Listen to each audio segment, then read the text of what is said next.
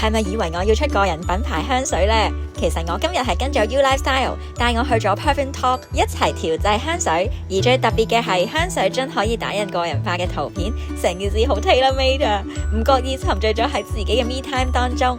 香水嘅配方係由國際級英國香水大廠提供嘅，都已經 blend 開晒啦。因為調配好啦，你就可以根據自己中意嘅香味種類去揀。可能你會中意花香味濃啲、清新草香，又或者係木香味。而佢哋亦都有自家品牌 exclusive 嘅香味，用咗99妹豬個名命名。我自己個人都幾中意啊，果香味，而且甜甜地咁。